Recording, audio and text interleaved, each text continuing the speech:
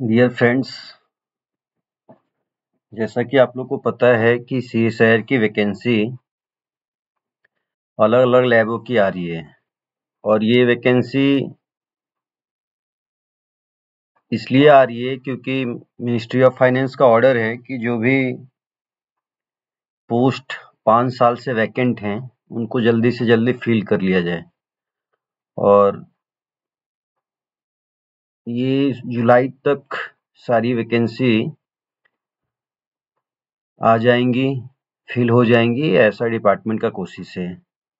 तो आज हम जिस वैकेंसी के बारे में डिस्कस करेंगे वो है सीएसआईआर सीडीआरआई की वैकेंसी।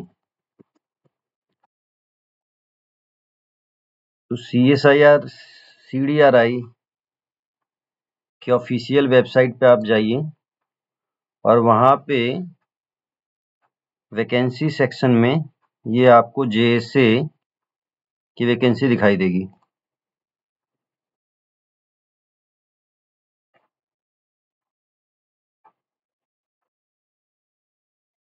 ये मेरा माउस थोड़ा वर्क नहीं कर रहा है ठीक से।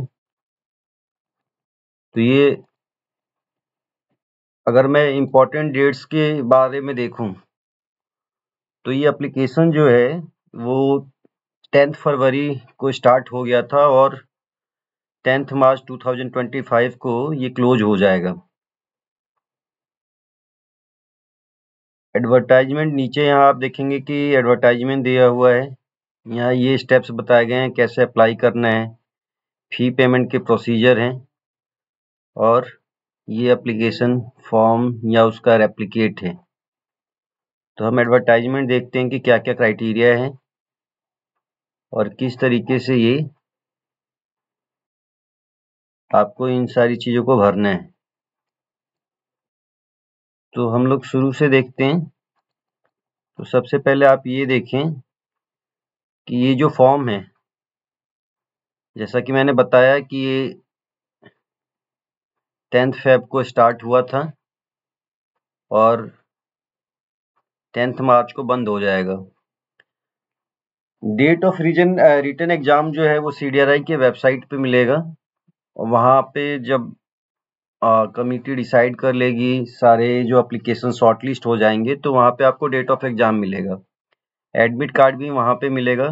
कई बार ये एडमिट कार्ड जो है वो ईमेल पे भी उसको नोटिफाई किया जाता है कि आपका एडमिट कार्ड आ गया है। तो ये चीज़ें आप देख सकते हैं।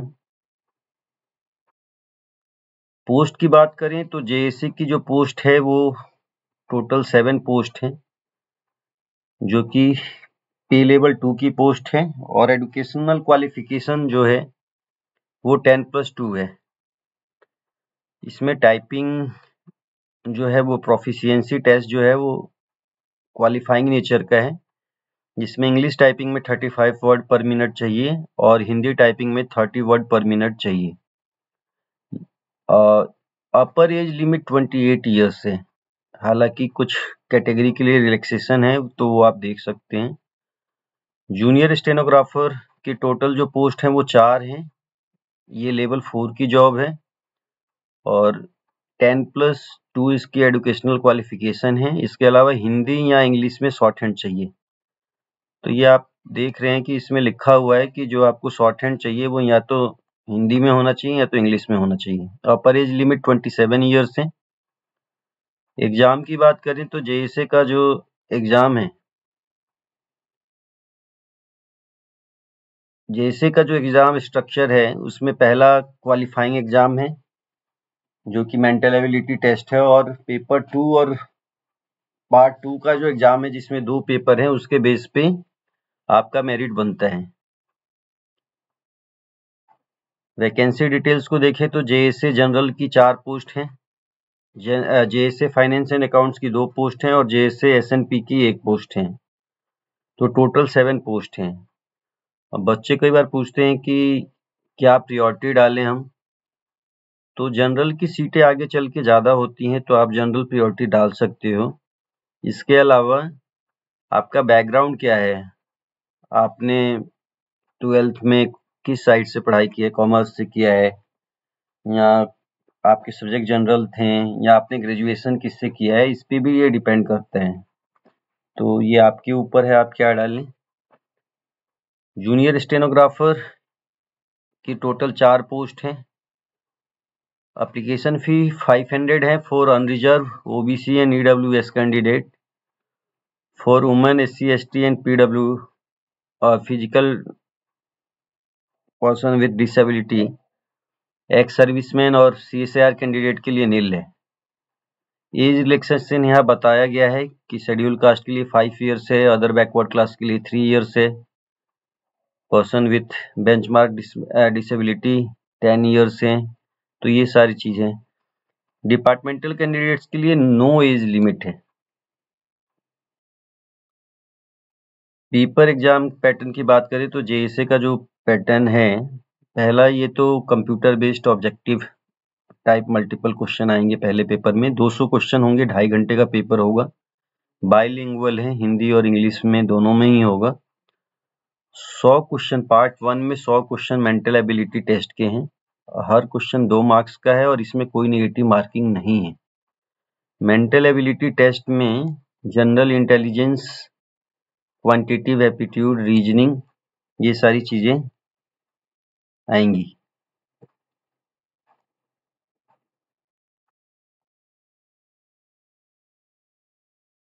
अब पार्ट 2 में जो पेपर है वो 2 सब्जेक्ट है, जनरल अवेयरनेस और 50 क्वेश्चन है, 3 मार्क्स की ईच क्वेश्चन है और निगेटिव मार्क्स जो है 1 नंबर का है, 1/3 है। ऐसे इंग्लिश के 50 क्वेश्चन है और 150 मार्क्स का ये पेपर है, 1/3 इसमें निगेटिव है। टोटल जो आपका मेरिट बनेगा वो पेपर 2 के दोनों पार्ट से मिलेगा। पेपर 1 जो है वो क्वालिफाइंग नेचर का है, लेकिन कमिटी जो भी मिनिमम थ्रेशोल्ड मार्क्स डिसाइड करेगी वो आपको क्रॉस करना होगा।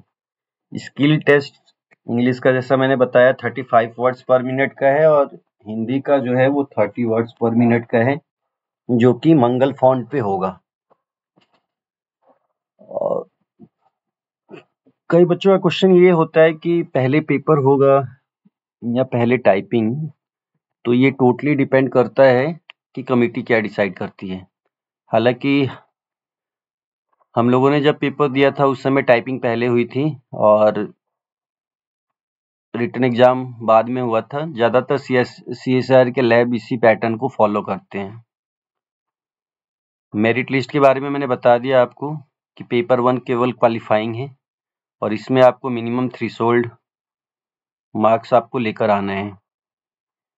अब पेपर 2 के जो दोनों पेपर हैं, जनरल अवेयरनेस और इंग्लिश लैंग्वेज, इन दोनों के मार्क्स ऐड होंगे और इसके बेस पे ही मेरिट लिस्ट प्रिपेयर होगी।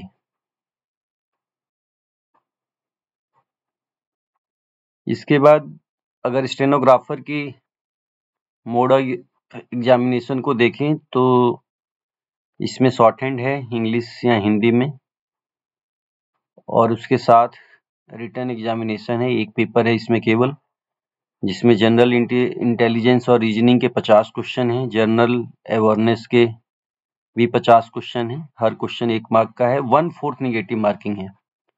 इंग्लिश लैंग्वेज और कॉम्प्रहेंशन जो है उसके 100 क्वेश्चन हैं और 100 मार्क्स हैं, ये भी 1/4 है। प्रोफिशिएंसी टेस्ट की बात करें तो इंग्लिश का जो शॉर्ट हैंड का होगा उसमें टाइमिंग आपको 50 मिनट दी गई है और हिंदी के लिए 65 मिनट्स का है, और स्पीड जो आपकी होनी चाहिए वो 80 वर्ड्स पर मिनट होनी चाहिए। एक्यूरेसी जिसकी ज़्यादा होती है वो मेरिट में आगे आता है जब उसमें प्रिपेयर होते हैं। 10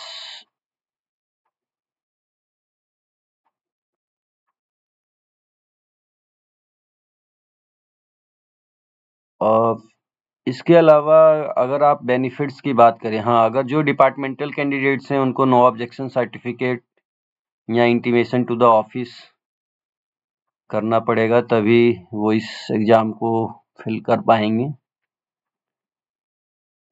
क्या क्या डॉक्यूमेंट्स आपको भेजने हैं, कैसे अप्लाई करना है, तो अप्लाई करने के लिए लिंक दिए गए हैं, इस लिंक पे जाके आप अप्लाई कर सकते हैं। अदरवाइज हमारी भी एक टीम है जो आपको इसमें हेल्प आउट करेगी। उसके लिए आप कमेंट कर सकते हैं, मेल कर सकते हैं। मेल आईडी आपको कमेंट बॉक्स में दे देंगे। डॉक्यूमेंट जो अटैच करने हैं उसमें फी रिसिप्ट है 500 की, जो और उसके अलावा जो भी आपके ओरिजिनल सर्टिफिकेट्स हैं, डेट ऑफ बर्थ के, एजुकेशनल क्वालिफिकेशन के, मार्कशीट के, उनकी ओरिजिनल कॉपी को स्कैन करना है, फोटोकॉपी को नहीं स्कैन करना है, ये आप रिमेम्बर रखें। Caste certificate government of India के फॉर्मेट में, जो प्रॉपर फॉर्मेट है, उसकी ओरिजिनल कॉपी को स्कैन करना है। डिसेबिलिटी सर्टिफिकेट की ओरिजिनल कॉपी को स्कैन करना है। और कोई हायर क्वालिफिकेशन अगर आपने एक्वायर किया है तो उसकी ओरिजिनल कॉपी को स्कैन करना है। हार्ड कॉपी नहीं भेजनी है, ऑलरेडी इसमें मेंशन है। फी स्ट्रक्चर के बारे में पहले ही आपको मैंने बता दिया है कि 500 है और कुछ कैंडिडेट्स को रिलैक्स किया गया है। यहाँ मेंशन भी है कि print out of online application form is not required to be send to the CSIR CDRI। Print out application form का आपको नहीं भेजना है। तो ये टोटल है। नीचे आपको जो सर्टिफिकेट्स हैं उनके फॉर्मेट दिए गए हैं, तो सेम फॉर्मेट में आपके सर्टिफिकेट्स होने चाहिए और वैलिड सर्टिफिकेट्स इसमें होने चाहिए। तो आज के लिए इतना ही। अगली वीडियो में हम लोग एक फॉर्म फिल करेंगे और क्या क्या पर्क्स मिलते हैं, HRA, मेडिकल, और इतना अच्छा एनवायरनमेंट है CSIR का, और जो सिलेक्शन है वो भी फेयर एंड ट्रांसपेरेंट है। तो आप